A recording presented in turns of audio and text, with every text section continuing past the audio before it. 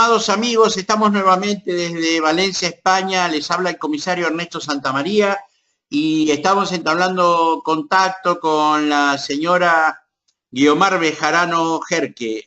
Ya empezamos a conectarnos con ella y le haremos una pequeñita entrevista. Se encuentra en Bolivia. Bueno, ella lo va a explicar. A ver, vamos a ver. Buenos días para vos. Guiomar, ¿cómo te va? ¿Cómo andás? Buenos días, Ernesto. Sí, acaba de empezar la tarde, son aquí las 12:02 en Bolivia. Buenos días a todos los que nos escuchan en esta tu iniciativa tan interesante de difundir la criminología, las ciencias forenses y todo lo demás. Felicidades nuevamente, aprovecho la oportunidad. Gracias. Te escucho. Presentate, así te Bueno, conocen, porque muchos son alumnos tuyos aquí ya, porque ya sos famosa, pero hay gente nuevo que no te conocen, ¿sabes? Bueno, listo. Bueno, mi nombre es Guiomar Bejarano Jerque, soy boliviana, pero tengo doble nacionalidad alemana-boliviana, por eso pude estudiar en Alemania hasta la maestría en psicología forense, pero aquí en Bolivia esa ciencia era aún bastante no elaborada por el sistema judicial inclusive, entonces he tenido el chance de poder abrirle aquí en Bolivia la psicología jurídico-forense, y bueno, trabajo desde hace más de 16 años en lo que es pericias, lo que es psicología forense en materia penal, familiar, civil, laboral, inclusive, por el cambio que ha habido en el sistema judicial que tenemos aquí en Bolivia. Y bueno, paralelamente también soy docente universitaria de pre y posgrado. Entonces, en eso me encanta siempre difundir los conocimientos. Mi mayor anhelo en la vida es la justicia, es, digamos, mi norte. Y desde el lado que nos toca vivir, pues ver que las cosas funcionen, que en este mundo haya más paz, haya una convivencia mejor y todos pues podemos tener un entendimiento más útil y más productivo porque nuestro mundo anda tremendamente convulsionado. Entonces, en ese sentido, pues yo creo que es suficiente para que podamos comenzar con lo que ustedes quieren tocar como tópicos conmigo en este momento. No sé, por lo que hablábamos con Ernesto, la cuestión iba por lado de prevención. No sé, Ernesto, tú, ¿qué es lo que quieres que conversemos sobre ello desde la perspectiva de la psicología, en cuál campo, etcétera? Exacto, sí, sí, sí, sobre la perspectiva de la psicología, todo lo que nos puedas aportar en esta pequeña charlita que tenemos y que creas oportuno y que sirvan para los policías que trabajan en la calle, en las dependencias Claro. policiales, ¿no? Bueno, en el caso de la psicología, creo que nosotros vemos desde un punto de vista un tanto más macro el asunto de la prevención, ¿no? Porque en realidad la prevención hay que atacarla de raíz, ¿no? O sea, por ejemplo, si tratamos de atacar la prevención del maltrato infantil y todo lo que es violencia infantil, pues tenemos que pensar en que son los niños los que sufren, y para que los niños no sufran, tenemos que pensar no una prevención terciaria, es decir, ya después que el hecho se ha dado, sino empezar con los padres y los padres inclusive hasta antes del matrimonio, tratar de generar, motivar a los padres, a los que vayan a contraer matrimonio, porque siempre pensamos, para ejercer una carrera estudiamos 8 o 10 años de alguna profesión en 1, 2 o 3 universidades, pero para ser padres correctos, para ser pareja, pues no estudiamos nada, ¿no? Y caminante se hace el camino al andar y por ahí los tropezones, porque eso es terrible. Entonces, de alguna manera tenemos que motivar a la sociedad para entender que la problemática de la prevención, pues se la da desde la raíz e inclusive antes, ¿no? Por eso yo digo, si una pareja va a casarse, lo ideal es que haga todo un estudio de su personalidad, para las aveniencias, para ver la comunicación, etcétera. Y en el sentido de la prevención a niños, bueno, ustedes van a tener hijos o están ya embarazados y te espera un hijo, ¿de qué manera cree usted que lo va a educar? ¿Cómo va a enfrentar cuando su niño se porte mal? Y ese tipo de cosas, pues para que los padres tengan herramientas y no improvisen problemas y situaciones que vayan a ser negativos para los padres, ¿no? Porque un niño tendría que ser en realidad solamente amado y no maltratado, y peor abandonado, y peor que si es abusado sexualmente. Pues un niño que busque el amor, en esa búsqueda pues escoge muchas alternativas que pueden ser no amorosas, y puede irse por el mal camino, y pues tenemos ya un replicador de violencia cuando sea adulto, o cualquier tipo de barbaridades que se pueden dar. Y esto viene en realidad desde la historia, entender que el niño pensaba que era propiedad. Aristóteles, por ejemplo, decía que era propiedad, etcétera, que algunos bebés eran instrumentos del mal. En Herodes ha dado muertes religiosas a tantos bebés. Hitler, creyendo por la raza pura, también ha liquidado una serie de bebés. Las guerras, las tecnologías han hecho lo propio. Entonces hay diferentes formas de enfocar este asunto de lo que es prevención, ¿no? Hay diferentes modelos para enfocar, y la psicología piensa que hay que tratar a los adultos que vayan a relacionarse con niños, básicamente las familias, para que estos niños desde inicio no sufran violencia y no haya que hacer una prevención secundaria y menos terciaria, sino una prevención primaria, ¿no? Para que no se dé esta violencia en los niños y estos niños no sean luego los replicadores de la violencia al ser víctimas, ¿no? Porque la violencia psicológica es muy tremenda. O sea, a veces veo en los artículos científicos que se la divide, y creo que no está muy bien dividida entre lo que es psicología o violencia sexual, o violencia familiar, o violencia sexual, o digo psicológica. Yo pienso que la psicológica es transversal a todas. Cuando un niño ha sido golpeado, o sea, tiene una violencia física, también sufre una violencia psicológica. Si un niño ha sido violado, ese niño también sufre una violencia psicológica. Entonces, por ese lado, la psicología es transversal a todo el tipo de conducta o de sufrimiento, digamos, de víctima que se pueda tener. Por lo tanto, la prevención debe ir enfocada hacia todos esos campos de posibilidades de violencia, porque hay todo tipo de violencia, no solamente hay intrafamiliar, también hay institucional, a través de la violencia que puede ejercer los colegios, las escuelas, etcétera. Inclusive la explotación laboral y sexual que se puede dar. El consumismo se podría considerar también una forma de violencia, pero no iremos a ir por ello. Lo que es el maltrato infantil, el maltrato a los niños, bueno, va por muchas ramas, y los padres tienen que entender que a veces dicen, no, yo nunca lo pego a mi hijo, no lo pego. Y no, porque no lo pegue, no está ejerciendo un maltrato sobre ese niño. O algunos padres justifican y dicen, no, es por educar, o sea, es disciplina. Y la única forma es, bueno, a través de un maltrato. Y son los padres que no están entendiendo que el maltrato tiene muchas aristas, que también la omisión es una forma de maltrato. Es decir, cuando un padre no lo alienta a su hijo, no lo provee de escolaridad, de cuidados médicos, los tradicionales que uno tiene que hacer a través de lo que son vacunas, visitas de controles médicas, nutricionales cuando está de sobrepeso, un montón de cuestiones que uno no considera que son pequeñas, grandes formas de maltratar a los niños. O sea, por eso digo, es un tema tremendamente enorme, ¿no? Inclusive podríamos hablar de maltrato prenatal, cuando una madre no hace controles prenatales y deja que su bebé se vaya desarrollando, el feto dentro de su vientre, de una manera no óptima, porque ya sea que la madre tenga algún problema sanguíneo, ya sea que la madre tenga anemia o falta de algunas vitaminas, o sea lo que sea, esa debilidad de la madre, pero aún si fuma, si consume alcohol o algún otro tipo de droga, pues no se da cuenta a veces que le está haciendo daño, en qué momento le hace más daño, si consume pastillas de remedios, pues sin orientación puede generarle algún daño al feto, alguna malformación que no solamente puede ser física, sino el sistema nervioso central, que luego puede detonar en alguna cuestión afectiva, emocional y retraso mental, y algunas de ellas. Es decir, realmente maltrato podemos hacer en todas partes, ¿no? Algunos padres, inclusive cuando pelean entre ellos, no se dan cuenta que sus hijos, al ser partícipes de la pelea, pues ya están recibiendo maltrato por solo saber que sus padres están maltratándose, están violentándose entre sí. Y cuando uno pregunta a los padres, pues ellos dicen, no, es que los niños nunca estaban presentes, pero no lo habrán visto, pero lo han escuchado. Y si no lo han escuchado, han visto el día siguiente las consecuencias, porque hay moretones, hay magulladuras, hay lágrimas, los dos no se hablan, ¿no? y qué sé yo. Entonces hay que pensar cómo le llega al niño todo ese tipo de violencias de todo tipo, y desde luego cómo va a ir desarrollándose a lo largo de la vida con ese tipo de problemas, ¿no? Síndrome de Münchhausen, por ejemplo, es otro tipo de maltrato muy raro, el síndrome de Münchhausen por poderes, que se da cuando una madre maltrata o enferma, no maltrata, enferma a su hijo para recibir en realidad ella un reconocimiento por la atención que le da a su hijo, a través de los médicos y demás personas.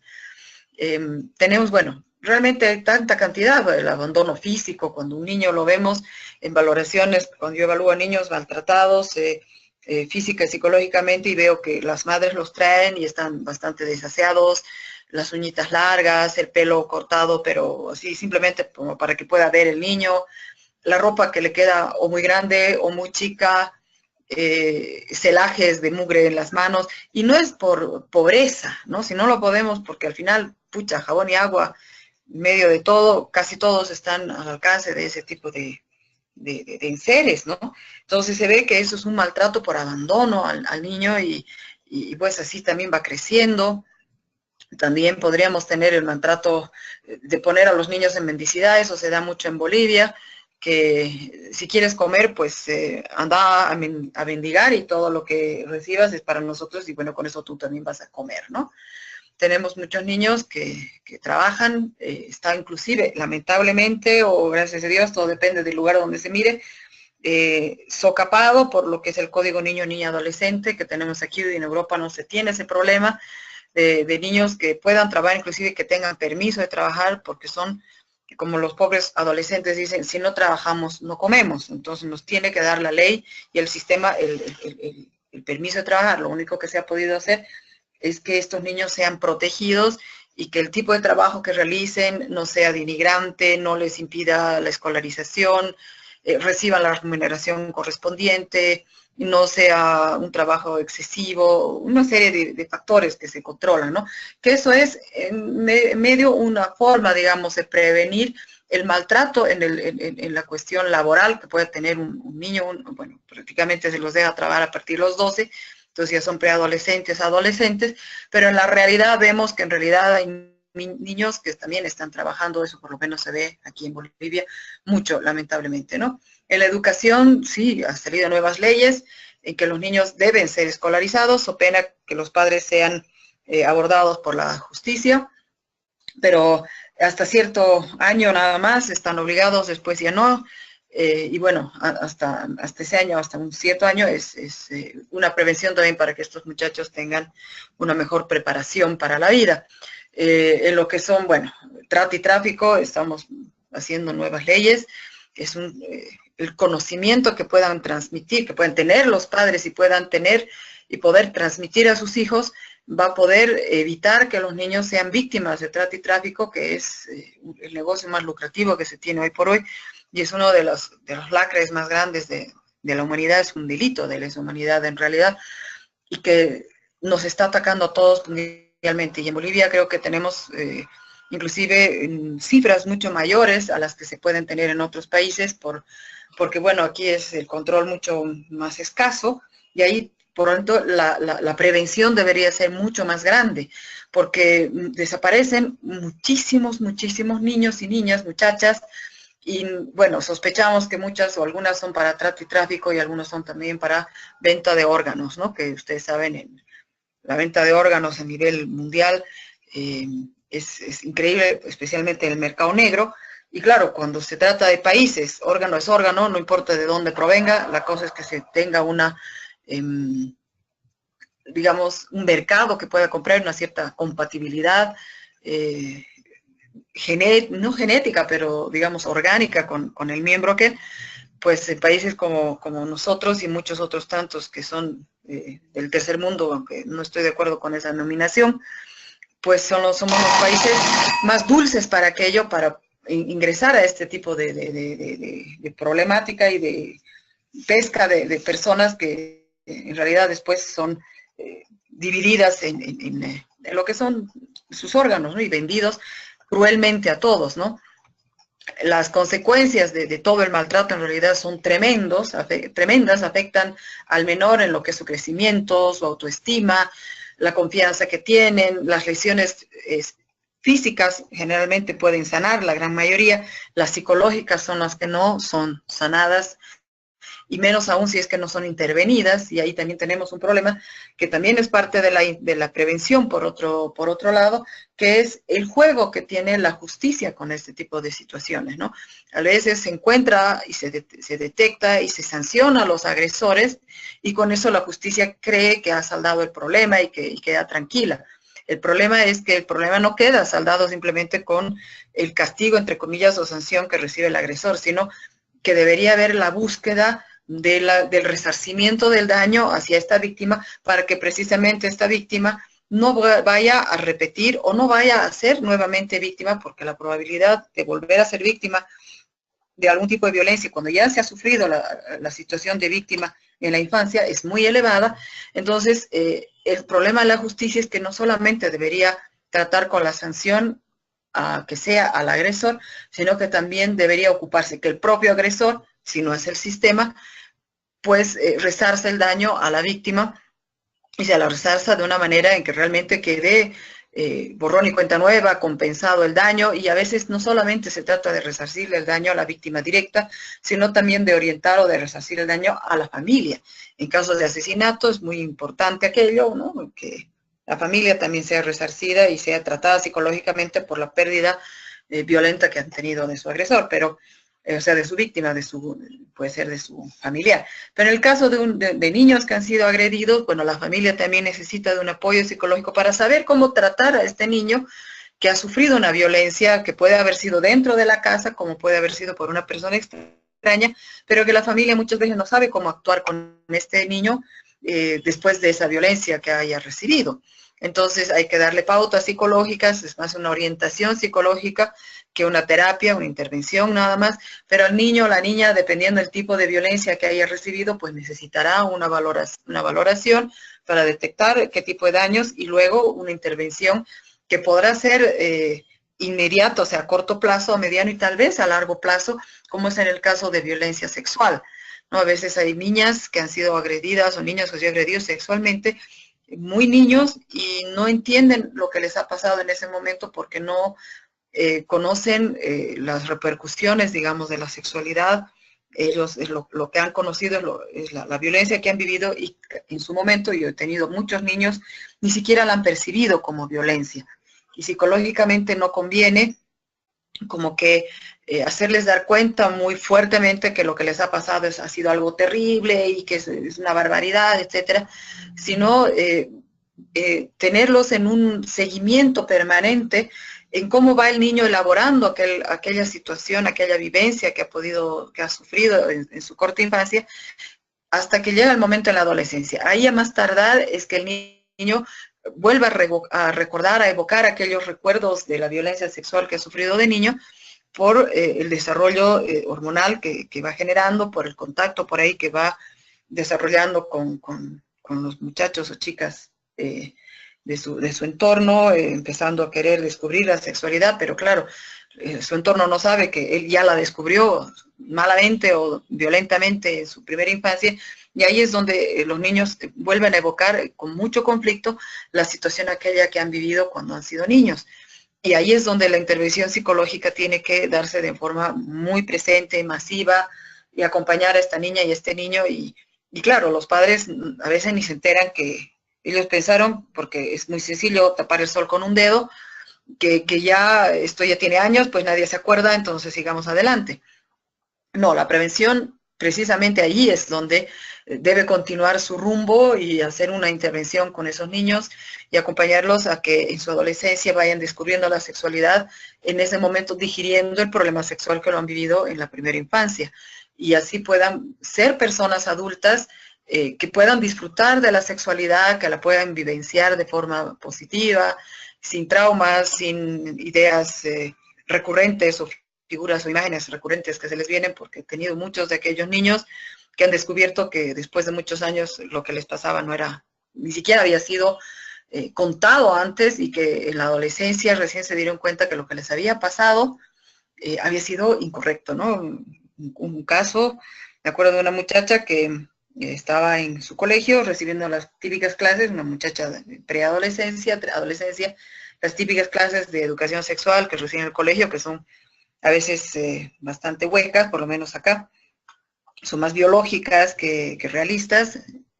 Además, deberían ser los padres los que deberían tomar ese rol y no los colegios, pero bueno, el colegio le dio unas cuantas charlas y unos videitos donde tú no te puedes dejar tocar con nadie, porque eso no te lo pueden tocar ni tus padres ni tus parientes.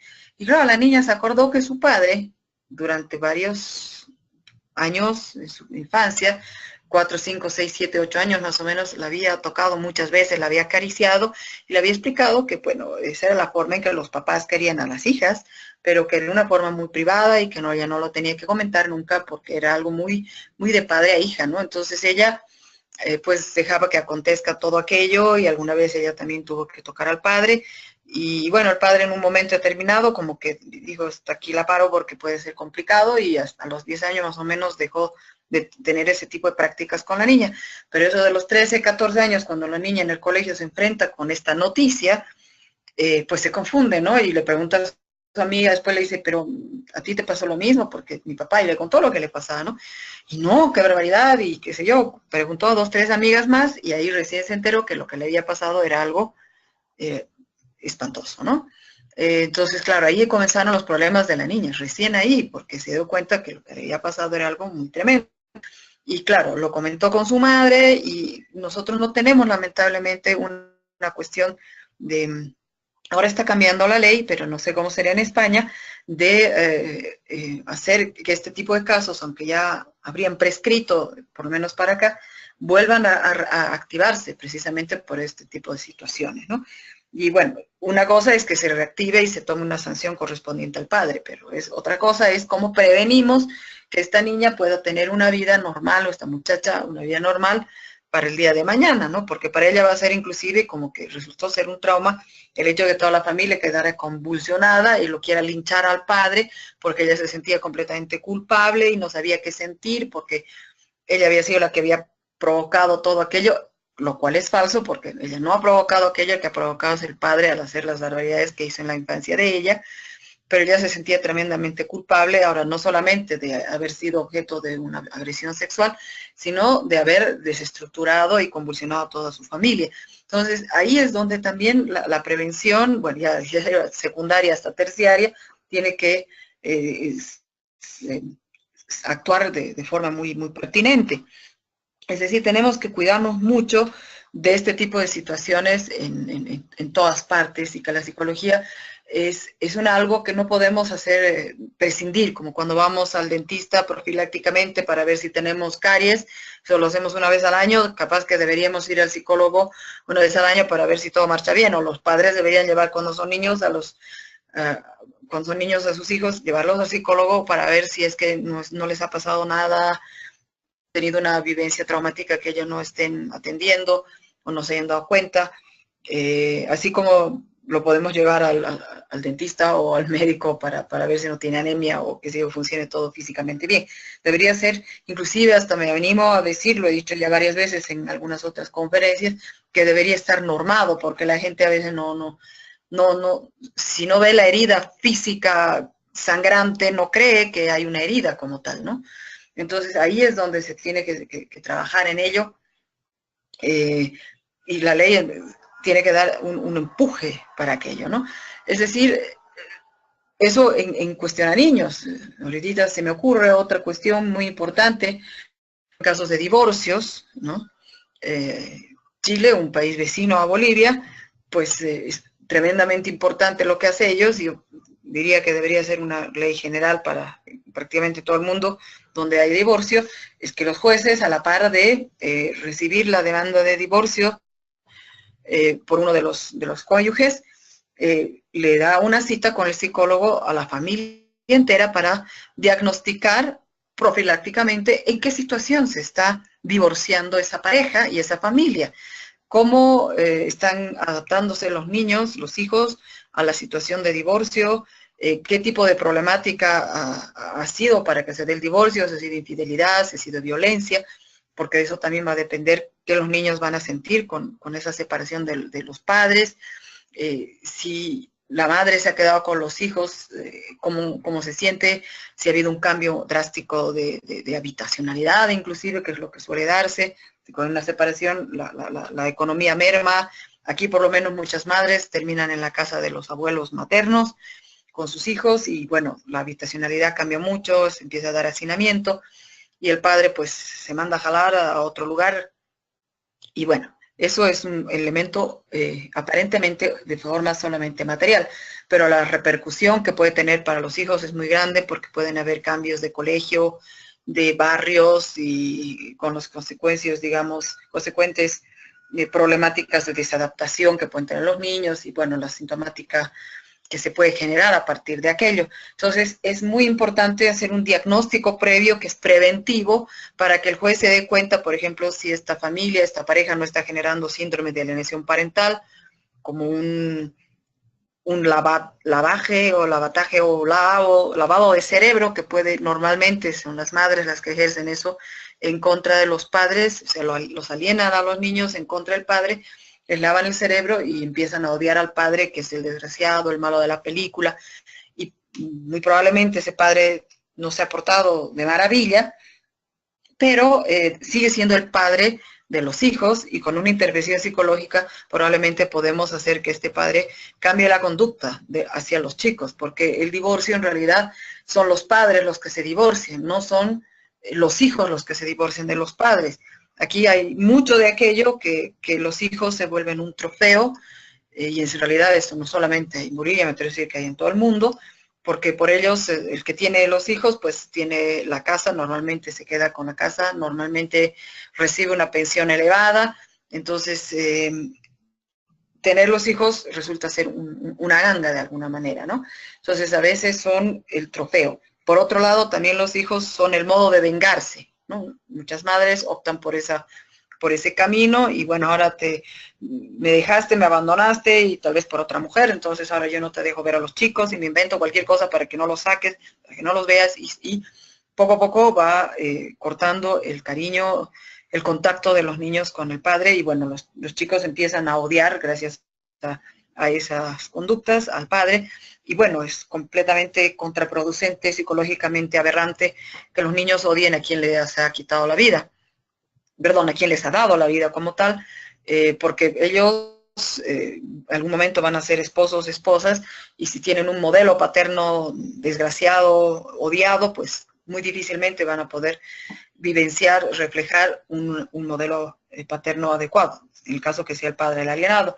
En menor escala hay madres alienadas, y que a veces esos serán en menor grado, o sea, en menor cantidad, pero a veces la violencia es mucho más grande, porque se da en casos de hijos adolescentes y que ya ellos son una parte completamente activa de la alienación y del maltrato directo hacia la madre alienada y las consecuencias también suelen ser nefastas. Entonces, por eso me parece una medida fabulosa, preventiva, el hacer un diagnóstico previo de la pareja que está ingresando un trámite de solicitud de divorcio y de anulación del matrimonio. Eso tal vez, bueno, eso en caso que se presente de esa forma, ¿no? Los padres deberían ser conscientes que cuando tienen problemas conyugales de forma severa, les están afectando a sus hijos y que deberían incursionar o participar todo esto a un psicólogo, no necesariamente para que salve a la pareja, que ese sería lo ideal, ¿no? Y por ende a la familia, sino para que salve, digamos, la situación y he generado un dicho y siempre se los digo a las parejas con las que trabajo y evalúo de este estilo porque saltando la norma siempre que puedo hago este tipo de valoraciones y solicito no solo evaluar a la persona que me han dado para evaluar que sería digamos la esposa o el esposo o los hijos, sino quiero evaluar todo el entorno, pero llego a decirles a los padres que si se han casado con amor, divórciense con honor. Ese es un dicho que ya se me ha vuelto un lema para decirlos a ellos y creo que ilumina mucho a los padres y bueno, sugiero siempre derivar a un colega mío para que, bueno, haga esta terapia de orientación a los padres, inclusive de revinculación familiar cuando se haya tratado de una situación de síndrome de alienación parental para que esos niños vuelvan a recuperar la relación positiva con aquel padre o madre que por el síndrome de alienación parental lo habrían perdido. Es decir, como vemos, la prevención realmente va por muchísimas esferas, por muchísimos lados. que tenemos para ver aquello, ¿no? Indicadores que podemos encontrar ya generalmente, digamos, ya de violencia son cuando ya la violencia se ha dado, que es a lo que no quisiéramos llegar. Lo que más nos interesa es la prevención y en prevención tenemos que atender mucho a los niveles socioeconómicos o el nivel inclusive de escolaridad y digamos académico que puedan tener o no los padres. Mientras menor el grado académico de la madre, más probabilidad que sufra violencia el hogar tiene. Mientras mayor cantidad de niños tengan en la familia también y más chiquititos, también hay mayor probabilidad de violencia que pueda tener esa esposa y bueno, con consecuencias bastante complicadas, ¿no? La ingesta de alcohol o de drogas del padre o de ambos, por lo menos en Bolivia es un problema muy, muy grande la ingesta de alcohol unido a la violencia, tremenda combinación, fatal combinación en muchos casos, y hay que hacer mucha digamos, intervención para el alcohol es un detonante tremendo de la violencia, aunque es un represor, en la gente funciona de inicio como un desinhibidor, y un desinhibidor lamentablemente de lo que es violencia, ¿no? También una prevención sería trabajando con modelos de toma de decisiones en el hogar, de qué forma se trabajan y se elaboran los problemas, los conflictos, las desavenencias conyugales que son parte de la vida conyugal y de la vida familiar, pero que no tienen que ser detonantes de violencia, simplemente tienen que haber diálogo y comunicación entre los padres y algunas veces también con los hijos, en situaciones, digamos, problemáticas, pero que tiene que haber una buena forma, una asertiva forma de comunicarnos, ¿no? Y eso es lo que muchos padres no la tienen y tratan de improvisar y si tienen un carácter explosivo, impulsivo, con rasgos inclusive psicopáticos o histéricos o cualquiera de estos que son un poco complicados, la combinación es nefasta y bueno, la comunicación es lo último que se recurre y se van directamente a acciones tremendas y muy violentas. Entonces, yo creo que en todos los temas tenemos que ver lo que es la prevención, esto por ejemplo del abuso sexual en los niños, tenemos que atender y conocer inclusive educadores de los colegios, de kinder, pre-kinder y primeros años, los propios padres, cuáles podrían ser los síntomas de un niño que podría haber sido víctima de un toque impúdico, de alguna agresión sexual, que los padres no hayan podido conocer ni saber, porque los niños lamentablemente muy pocas veces lo dicen, muchas veces el agresor es el que les dice que no lo haga, entonces tendrían que conocer este tipo de sintomatología para estar atentos. No se trata de una cacería de brujas ni de andar con una paranoia espantosa, pero deberíamos conocer para precisamente a un pequeño, digamos, una alarma, hacer algunas, digamos, valoraciones que normalmente no son ni siquiera invasivas, psicológicamente son lúdicas en general, como para poder averiguar si es que este niño o niña en esta edad, digamos, menor a 10 años, podría estar siendo víctima de algún tipo de violencia, especialmente en el tipo sexual, es más fácil de identificar. Y entonces atender a aquello, ¿no? Porque hay mucha cultura del silencio, los niños al ser amenazados muchas veces por sus víctimas no lo dicen, al no haber sido educados por los padres para no acceder a este tipo de conductas o no avisar porque por ahí tienen miedo también al padre o a la madre o a la reacción, no lo hacen y bueno, las cosas pueden seguir escalándose.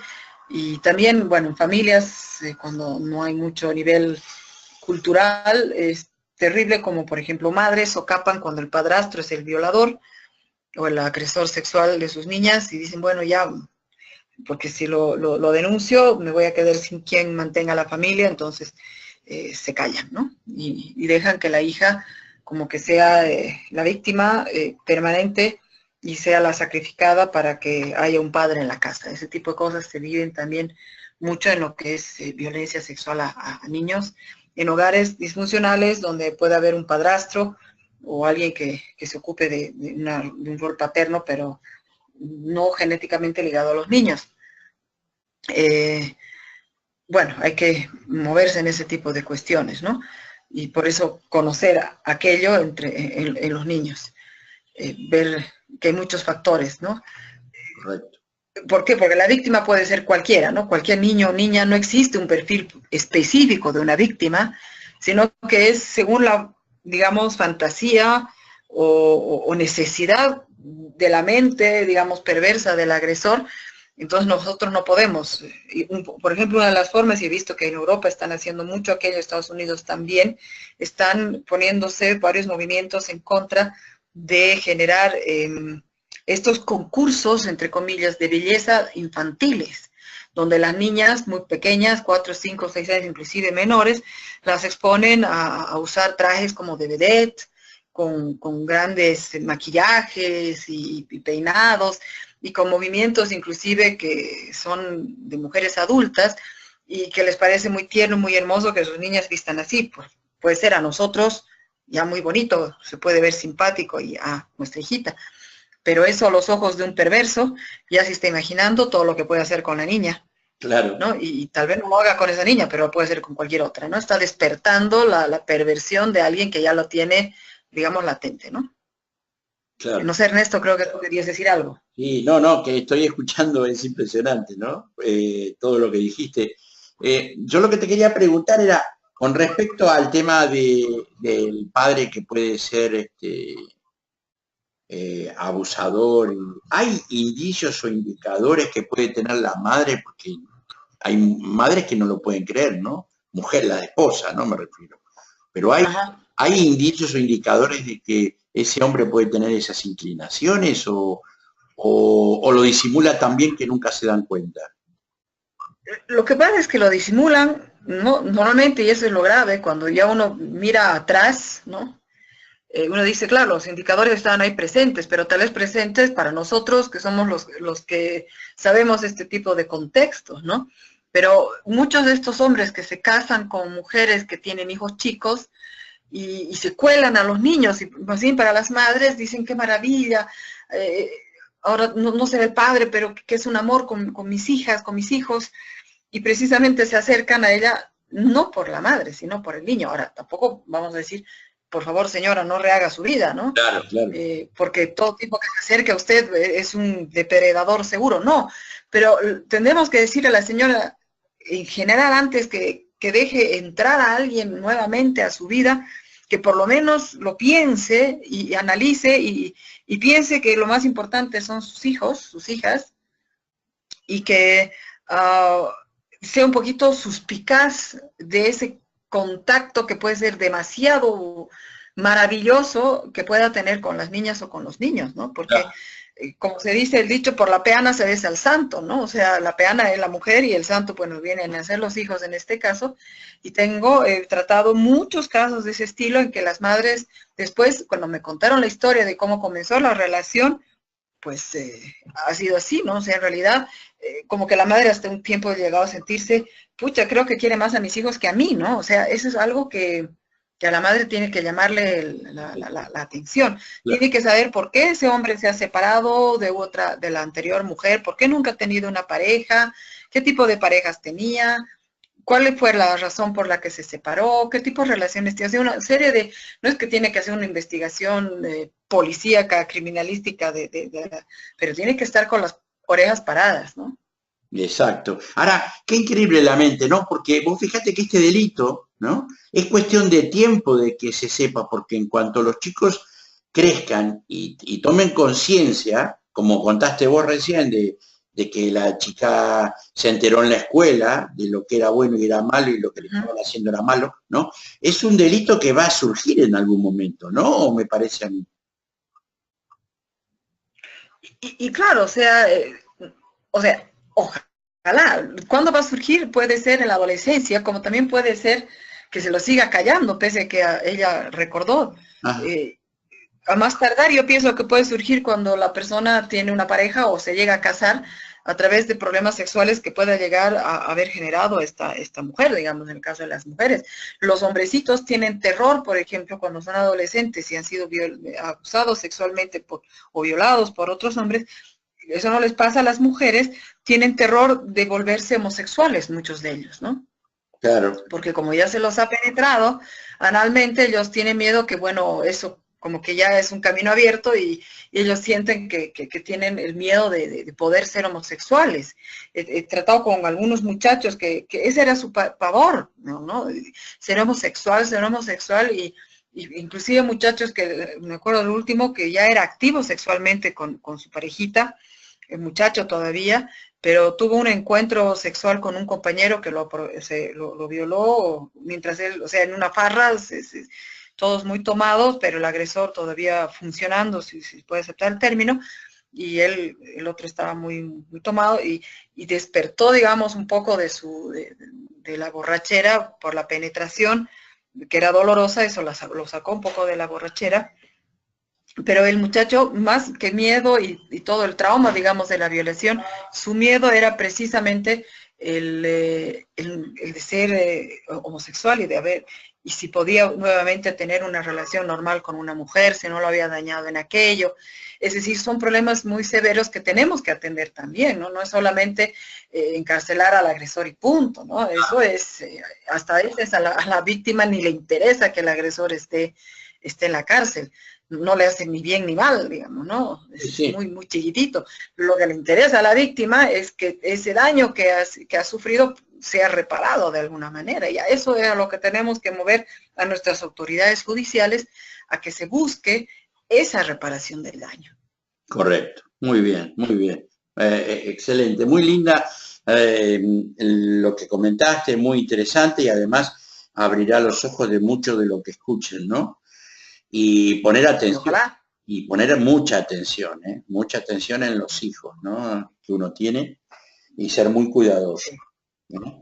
Sí, porque la maldad está en todas partes, ¿no? No está, uno puede estar enamorada, pero al rehacer su vida, pero lo más importante es tener las antenitas bien puestas. Eso se da lamentablemente en muchos, muchos hogares. Sí, sí, sí, sí, sí. Muchas gracias. Bueno, actualmente, bueno, ahora tenés actividades, ¿no? Dentro de un rato. Tengo todavía unos 15 minutitos más, si es que tú quieres todavía algo, no habría ningún problema. Ok. Bueno, vamos a hablar de otra cosa también, que es el tema de que estás en un congreso internacional, ¿no? Que se va a dar por videoconferencia, por internet, muy próximo ya. Ah, sí, sí, Ah, correcto, el 5. el 5 te toca a vos. El congreso es 4, 5 y 6 y el 5 te toca a vos. ¿Y qué tema era el tuyo? Era bastante similar a este, pero con muchos más elementos. Ajá. Es un tema, sí, que trata de prevención del maltrato en general, pero donde vamos a tocar la sintomatología de las víctimas, el perfil de víctima, las formas de violencia que hay y algunos elementos, digamos, de prevención mucho más, ya prevención terciaria, secundaria y terciaria, que tenemos que hacer. También vamos a ver factores de riesgo, de qué manera podría actuar, digamos, aquella persona que atiende este tipo de casos, qué indicadores tendríamos nosotros que observar como padres, como sociedad, como educadores, como vecinos, inclusive dependiendo de la edad, de la forma del maltrato que se dé o de la violencia que se dé. Vamos a como que ampliar este tema en aquella conferencia. Perfecto, buenísimo. Muchísimas gracias, Guiomar, me alegro mucho. Espero que nos volvamos a encontrar, que vengas o para aquí, para España, y compartamos aquí. ¿Has estado en España alguna vez? Solo de pasada varias veces, de ida y de venida de Alemania. En la puerta de Barajas, lo conozco muy bien, pero besito sería. Bueno, vamos a ver, tenemos que organizar algún congreso internacional presencial y poder traer a todos los que colaboran con nosotros. Vamos a ver, nos vamos a poner a trabajar en eso. Y así podés disfrutar de Valencia, de Madrid, de todos estos lugares tan hermosos que hay aquí en España y compartir tu conocimiento. Ganas no me faltan, ¿eh? ¿Cómo?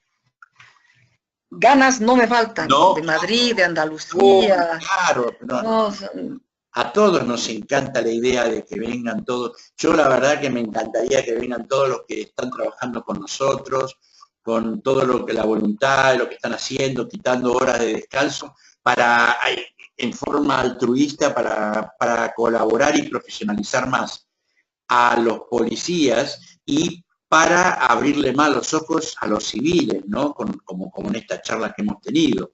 Y bueno, veremos y veremos a ver si algún día nos encontramos también en otro país, ¿no? También tenemos Argentina, Bolivia, Claro. México, que en México siempre hay actividades. Así que el lugar Siempre donde en nos México nos conocimos, encontramos. en México nos conocimos, ¿no? Junto con Sí, sí, en México nos conocimos, Cris, así que, y que siga adelante, ¿no? exactamente, Son temas, yo creo que debemos también irnos nosotros como las ciencias forenses, porque realmente ya no somos una ciencia auxiliar del derecho, como se la mencionaba antes, somos una ciencia coadyuvante.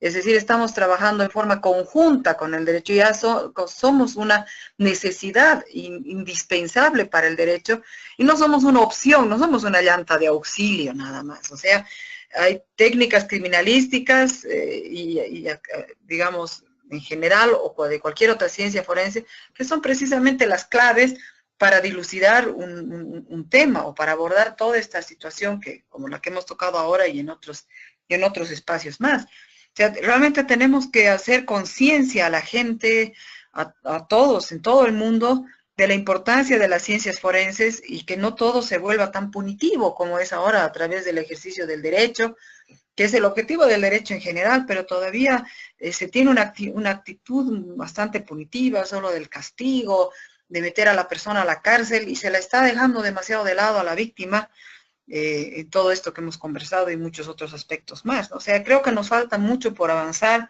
y si estamos unidos entre personas como tú, que tiene tanta experiencia en el elemento criminológico, criminalístico, me encantaría que vengas a darnos charlas sobre lo que es la negociación con rehenes, con los agresores, etcétera, porque hay tantas formas de este famoso síndrome de Münchhausen o síndrome de maltrato doméstico. Son mujeres que en realidad son rehenes también, ¿no? De sus parejas y de su vida, ¿no? Todo ello. Todos nosotros nos complementamos en realidad permanentemente, pero a veces el derecho no nos agarra, no quiere entender la situación de esa forma. exacto. Y está perdiendo mucho. Y sí, se pierde la posibilidad de trabajar en conjunto y de tener mejores resultados. Exacto, mejores resultados, cada uno quiere hacer lo propio en su esquina y llevarse la flor, y no se trata de quién se lleva la flor, no se trata de hacer justicia, porque si uno se pone en los zapatos de las víctimas, de cualquier forma que sean estas, pues ya les digo, lo que menos importa es el agresor que esté encerrado, sino cómo hago para salir de esta, cómo me reciclo como persona, ¿no?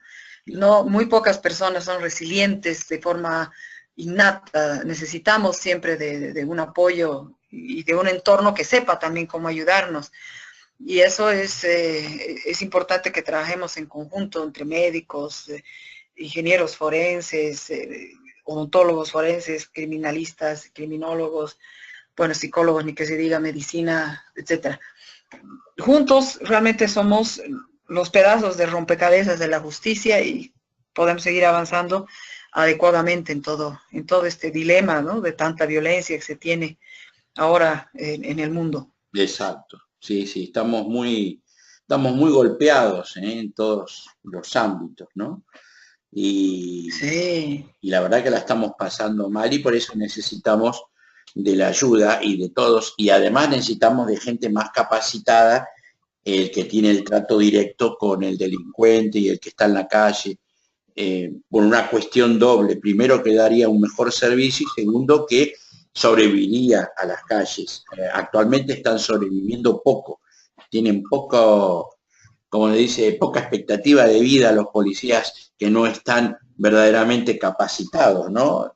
Y hasta, mirá, acá España, que hace muchos años, yo hace muchos años que vengo, desde el 2000 que llegué aquí, y cómo ha crecido la delincuencia y la violencia, cosa que acá no había antes, ¿no? Y que ahora se ve.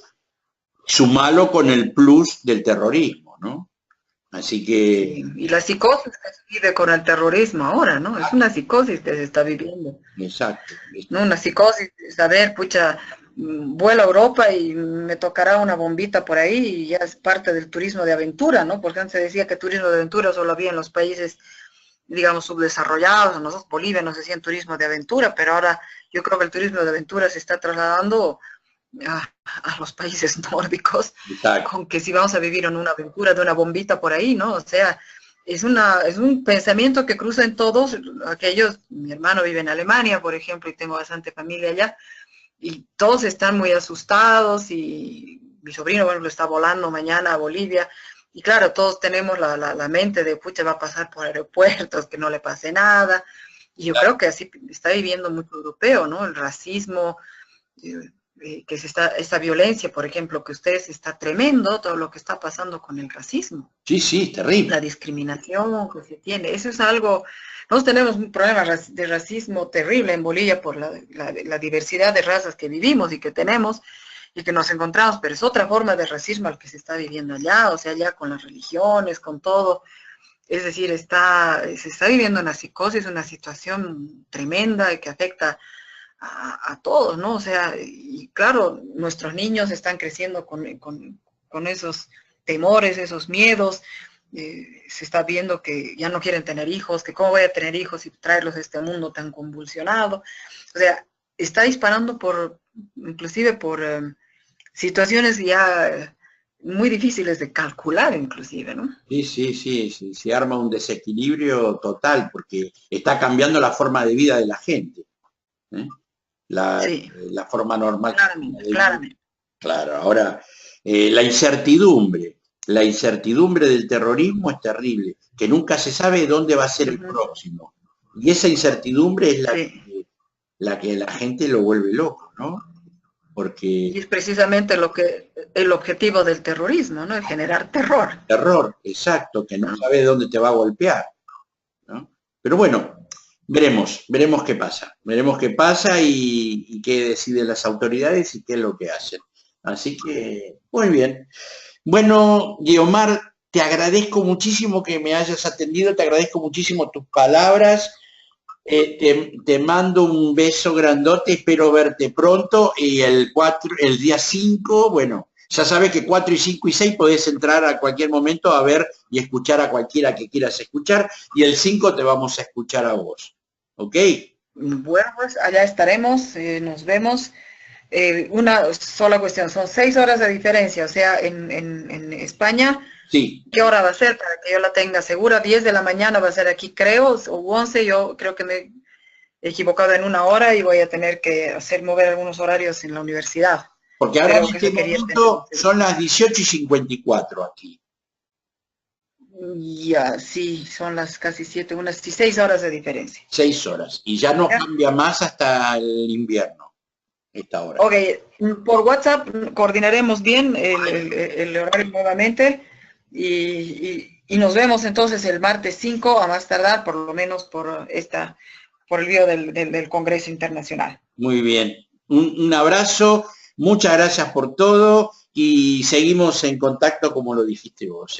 Hasta la próxima, Guiomar. Gracias. Hasta la próxima, gracias y un saludo a todos que estamos en el mismo camino de la justicia en el mundo. Gracias. Gracias, querido. Chao, Ernesto. Chau, chau, chau, chau.